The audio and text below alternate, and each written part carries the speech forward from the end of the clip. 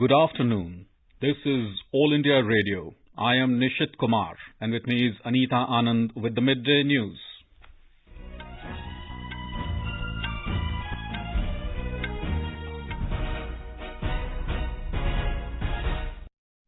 The headlines. Prime Minister Narendra Modi addresses inaugural conclave of Shikshak Parv, also launches multiple key initiatives in the education sector. Prime Minister says new transformations in the education sector are not just policy-based, but also participation-based. Prime Minister Narendra Modi to chair 13th BRICS Summit on Thursday. National COVID-19 vaccination coverage crosses 70 crore mark. Recovery rate stands at 97.48%. In Kerala, test results of 10 persons for Nipah virus found negative. House-to-house surveillance being conducted today. Centre launches 5 food processing projects in Assam, Gujarat and Karnataka. Political activities gain momentum for the upcoming by-poll in Bhawanipur Assembly constituency of West Bengal. Trinamool Congress announces Chief Minister Mamata Banerjee's candidature. And in cricket, India beat England by 157 runs in the 4th test to take 2-1 lead in the 5-match series. And in the US Open tennis tournament, Novak Djokovic and Alexander Zverev have advanced to the men's quarterfinals. Raducanu will face Olympic gold medalist Belinda Bencic, women's quarterfinals.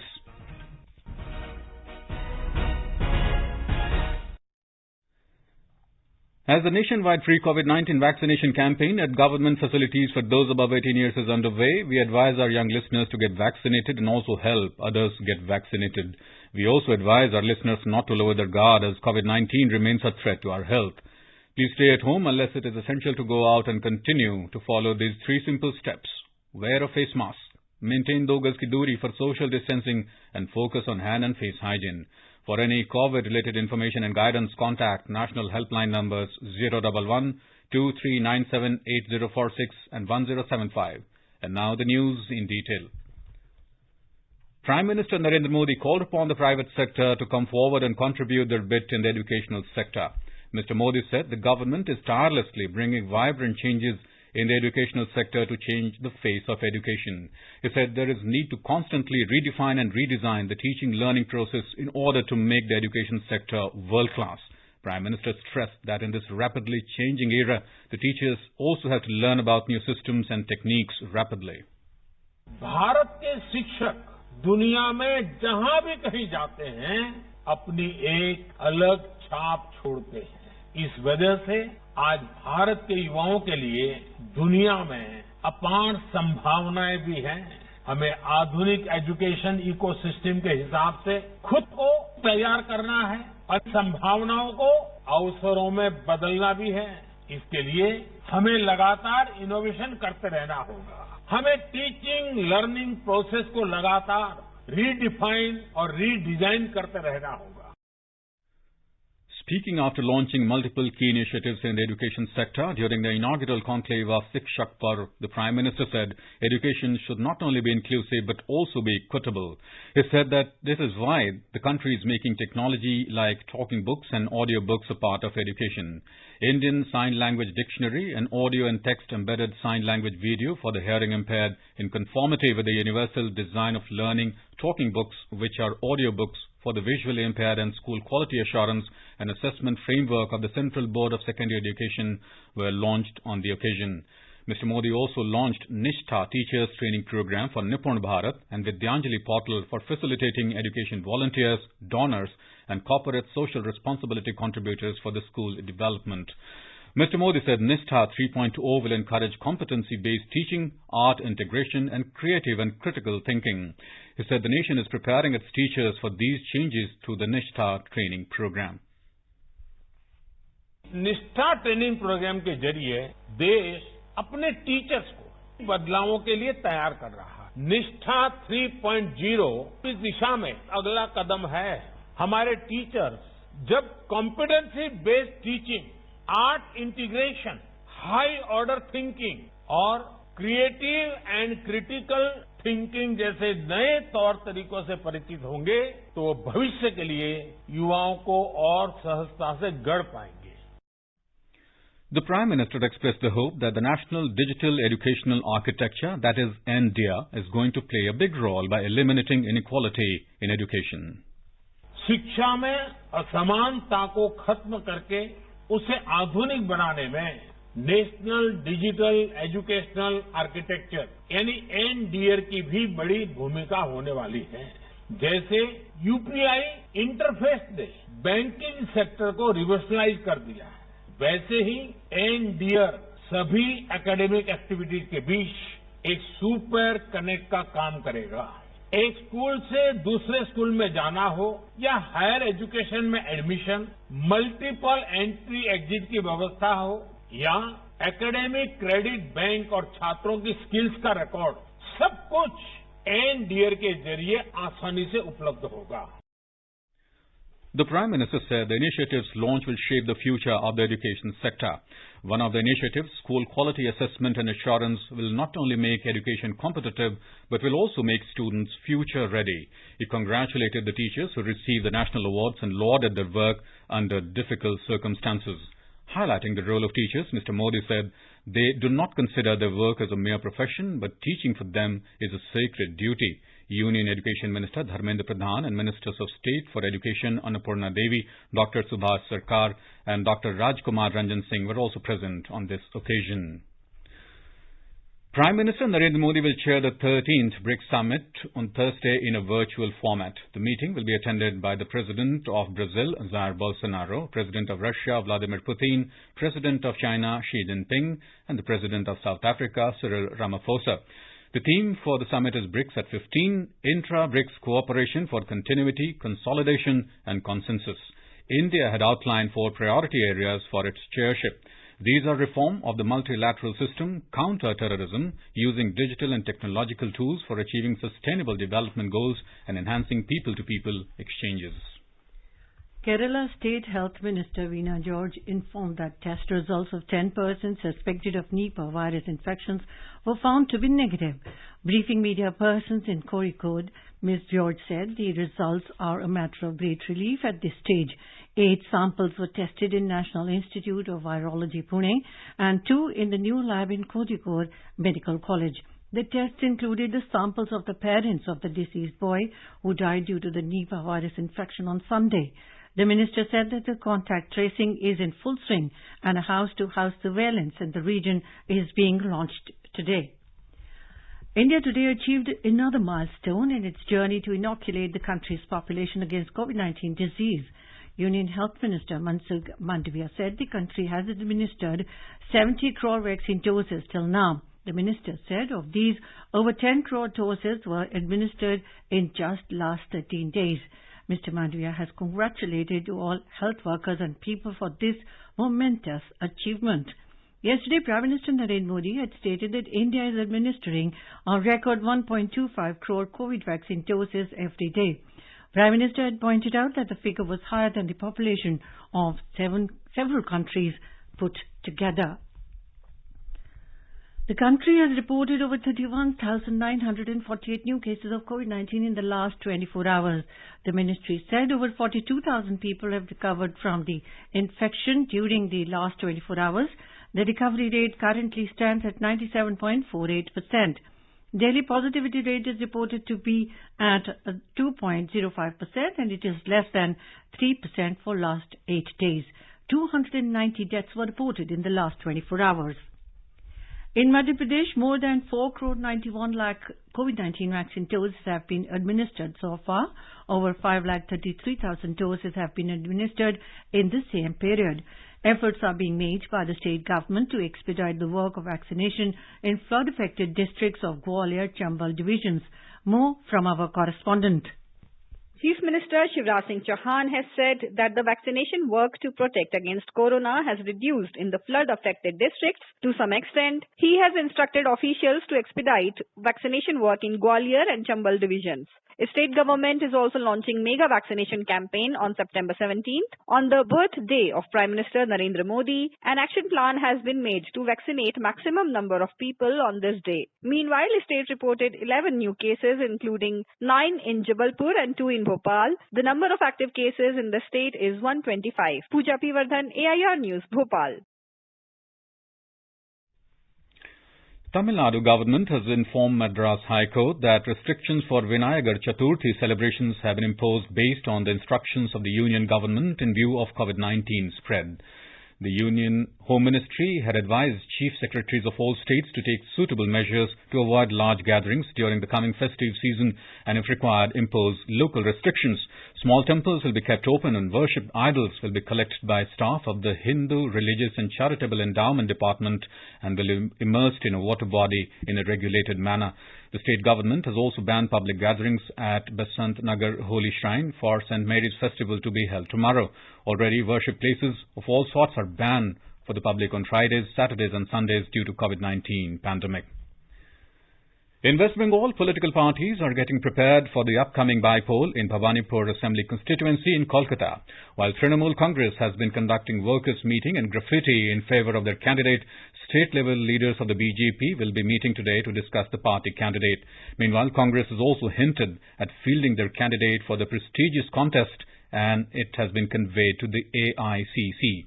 Polling will be held on the 30th of this month. Nominations can be filed till the 13th of this month, while the last date for withdrawal of candidature will be the 16th of September. It may be recalled that Trinamool Congress has announced Chief Minister and party chairperson Mamata Banerjee's name as the candidate for Bhawanipur seat. Ms. Banerjee was expected to contest from her erstwhile constituency as she lost the election to BJP Shubhendu Adhikari at Nandigram seat in the state assembly elections. The by-election is crucial as Ms. Banerjee needs to be elected to the assembly within 6 months after taking oath as the chief minister to avoid a constitutional crisis. The central government today inaugurated 5 food processing projects in Assam, Gujarat and Karnataka. These projects will benefit the farmers and provide employment opportunities. Union Food Processing Industry Minister Pashupati Kumar Paras and Minister of State for Food Processing Industry Prahlad Singh Patel virtually inaugurated these projects worth over 124 crore rupees. Speaking on this occasion, Food Processing Industry Minister Pashupati Kumar Paras said these projects will provide benefit to over 7,600 farmers. He said his ministry is committed to reduce wastage of food crops and provide employment opportunities to farmers, women and young people. You are listening to the Midday News on All India Radio. A reminder of the headlines before we move on. Prime Minister Narendra Modi addresses inaugural conclave of Shikshak Parv. Also launches multiple key initiatives in the education sector. Prime Minister says new transformations in the education sector are not just policy-based but also participation-based. Prime Minister Narendra Modi to chair 13th BRICS Summit on Thursday. National COVID-19 vaccination coverage crosses 70 crore mark. Recovery rate stands at 97.48%. In Kerala, test results of 10 persons for Nipah virus found negative. House-to-house surveillance is being conducted today. Centre launches 5 food processing projects in Assam, Gujarat and Karnataka. Political activities gain momentum for the upcoming by-poll in Bhawanipur Assembly constituencies of West Bengal. Trinamool Congress announces Chief Minister Mamata Banerjee's candidature. And in cricket, India beat England by 157 runs in the 4th test to take 2-1 lead in 5-match series. In US Open tennis tournament, Novak Djokovic and Alexander Zverev have advanced to the men's quarterfinals. Raducanu will face Olympic gold medalist Belinda Bencic, women's quarterfinals. For quick news updates round the clock, follow us on our Twitter handle at AIR News Alerts.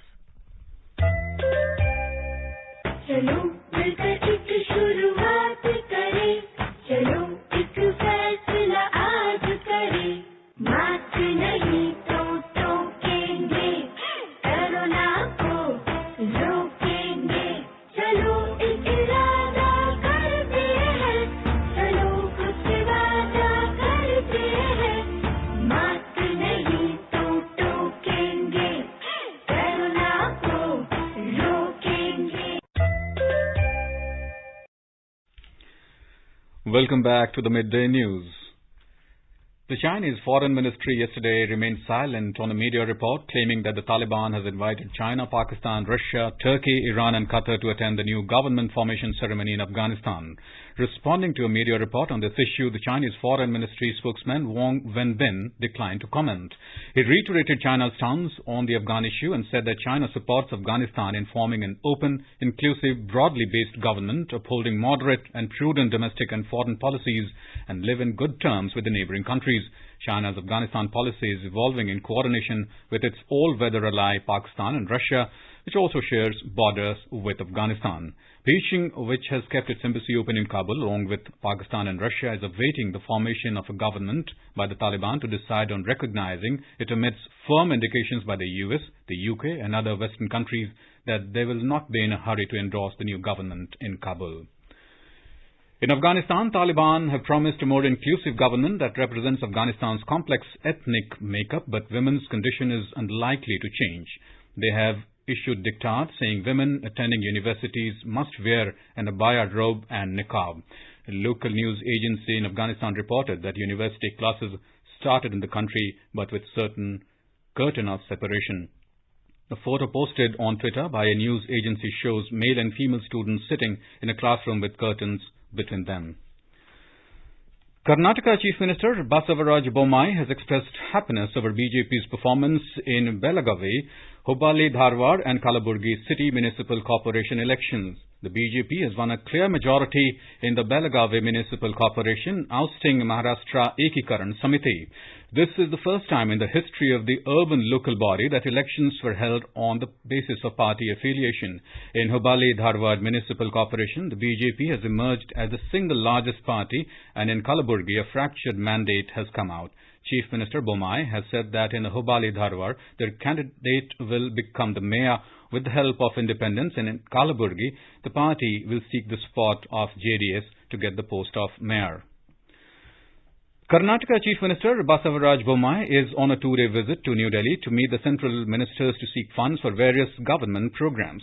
Speaking to media persons in Bengaluru, the Chief Minister said that he is meeting the Union Finance Minister Nirmala Sitharaman today evening and Road Transport and Highways Minister Nitin Gadkari tomorrow. He will also be meeting Housing and Urban Affairs Minister Hardeep Singh Puri tomorrow. On a question whether he will meet the BJP National President JP Nada, Mr. Bommai said that the issue of filling 4 vacancies in the cabinet will not be taken up this time.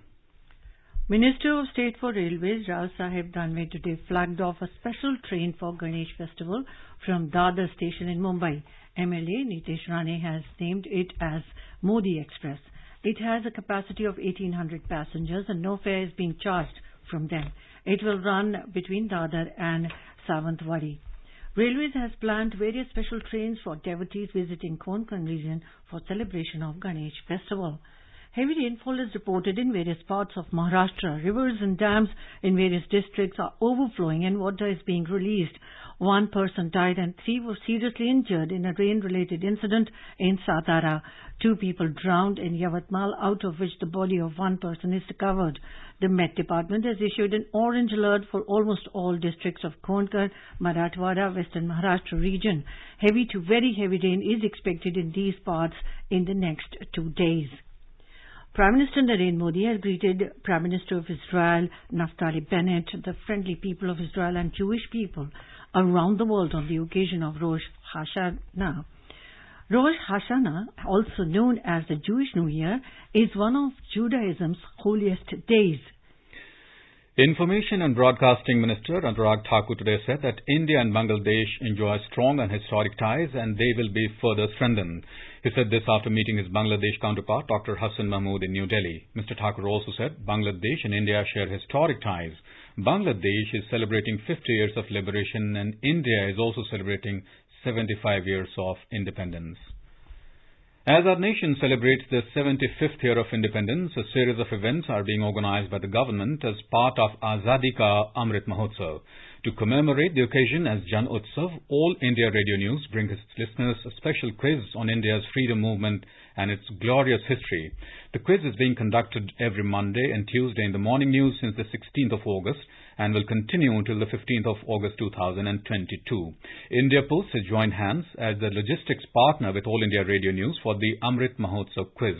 Listeners can send their responses to the question over WhatsApp on 8826546262 or through email on amritmahotsavquiz@gmail.com.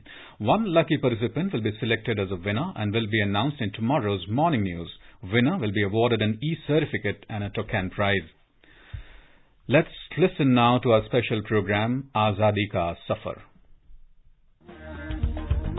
आजादी का Amrit Mahotsav.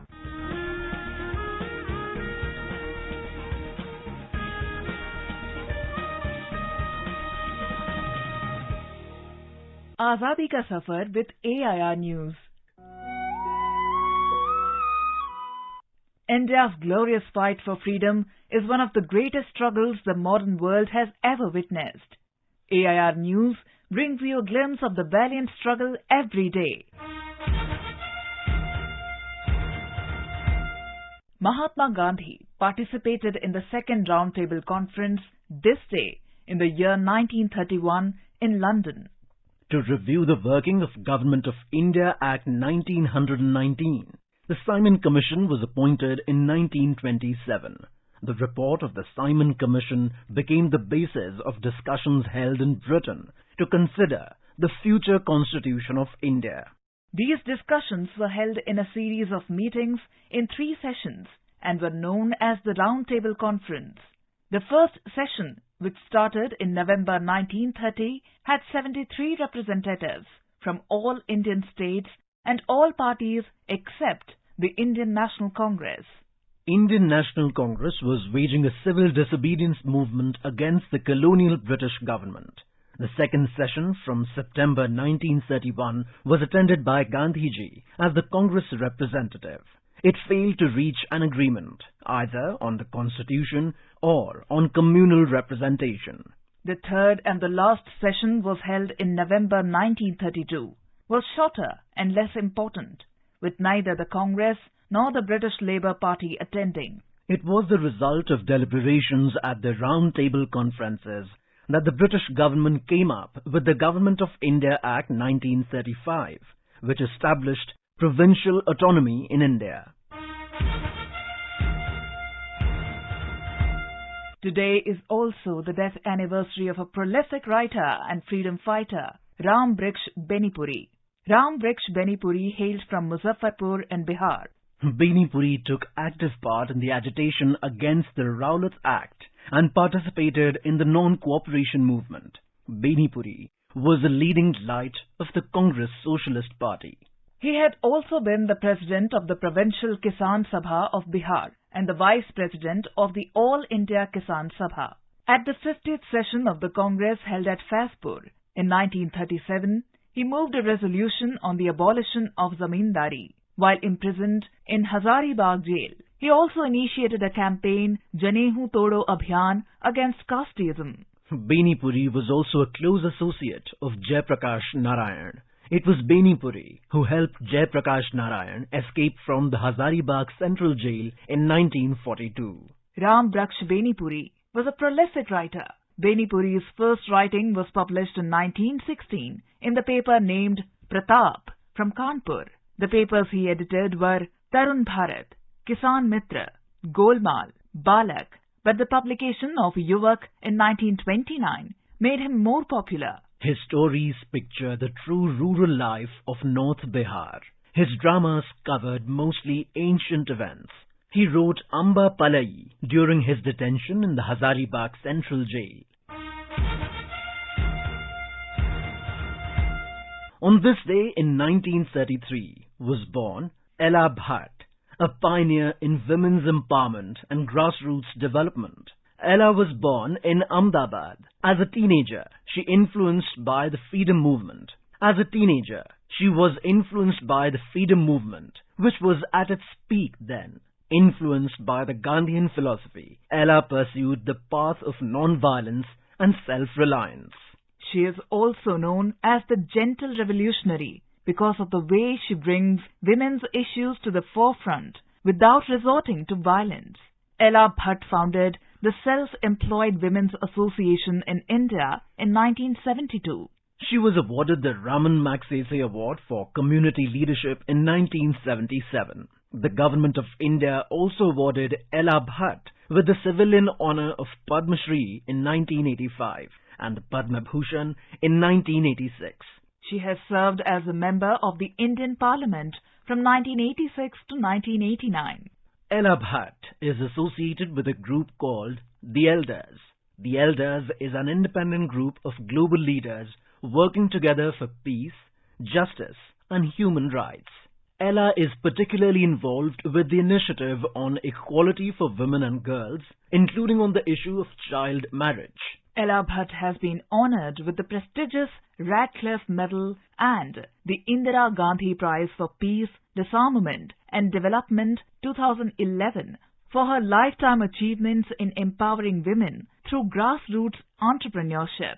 It was my childhood, my growing up. In total, that has become more impressive to me. I have been influenced by the freedom movement. That brings us to the end of this episode of Azadi Ka Safar with AIR News.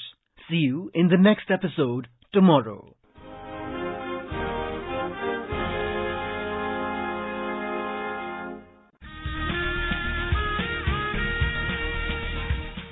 Bharat के स्वतंत्रता संग्राम में अनगिनत स्वतंत्रता सेनानियों ने अपने प्राणों की आहुति दी। कुछ इतिहास में अमर हो गए और कई गुमनाम।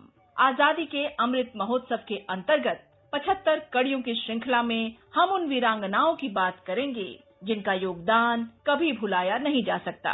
प्रत्येक मंगलवार परिक्रमा में सुनिए अपराजिता, देश की वीरांगनाओं को आकाशवाणी का सादर नमन। And in today's episode of Aparajita, we'll bring you the saga of freedom fighter Rani Chennamma of Kittur, who led an armed rebellion against the British East India Company in 1824. And in cricket, India beat England by 157 runs in the fourth test at Oval in London last night, chasing a victory target of 368 runs. Hosts were bundled out for 210 in their second innings on the fifth and final day. In US Open tennis tournament, Novak Djokovic and Alexander Zverev have advanced into the men's quarterfinals. Novak Djokovic continued his quest towards tennis history as he beat American Jensen Brooksby. In women's singles, 11th seed Belinda Bencic defeated 7th seed Iga Swiatek. In another match, Emma Raducanu defeated Shelby Rogers. And the 417th Prakash Parv of Sri Guru Granth Sahib is being celebrated with full devotion and regard today. The Guru Purab is celebrated on 15th day of Bhado every year. And now let us take a look at the weather update for today. The national capital, Delhi, is predicted to have generally cloudy sky with light rain. Temperature will rise from a minimum of 28 to a maximum of 34 degrees Celsius. Mumbai will have a generally cloudy sky with heavy rain and the temperature will hover between 25 to 31 degrees Celsius. Chennai will have generally cloudy sky with light rain or drizzle. The minimum temperature recorded was 25 degrees Celsius while the maximum is expected to be around 33 degrees. Kolkata will witness partly cloudy sky with a few spells of rain or thunder showers. It had a minimum temperature of 27 degrees while the maximum is expected to be around 33 degrees. Srinagar will have mainly clear sky becoming partly cloudy towards afternoon or evening. Temperature will hover between 16 and 31 degrees Celsius. Jammu will have partly cloudy sky with possibility of rain or thunderstorm or dust storm. Leh is expected to have mainly clear sky. Gilgit will have mainly clear sky. Temperature will hover between 15 and 38 degrees Celsius. Muzaffarabad will witness mainly clear sky becoming partly cloudy towards afternoon or evening. And now, before we end the bulletin, the headlines once again. Prime Minister Narendra Modi addresses inaugural conclave of Shikshak Parv, also launches multiple key initiatives in the education sector. Prime Minister says new transformations in the education sector are not just policy-based but also participation-based. Prime Minister Narendra Modi to chair the 13th BRICS Summit on Thursday. National COVID-19 vaccination coverage crosses 70 crore mark. Recovery rate stands at 97.48%. In Kerala, test results of 10 persons for Nipah virus found negative. House-to-house surveillance is being conducted today. Centre launches 5 food processing projects in Assam, Gujarat and Karnataka. Political activities gain momentum for the upcoming by-poll in Bhawanipur Assembly constituency of West Bengal. Trinamool Congress announces Chief Minister Mamata Banerjee's candidature. And in cricket, India beat England by 157 runs in the fourth test to take 2-1 lead in the 5-match series. And in the US Open tennis tournament, Novak Djokovic and Alexander Zverev have advanced to the men's quarterfinals. Raducanu will face Olympic gold medalist Belinda Bencic in women's quarterfinals. And with that, we end the midday news.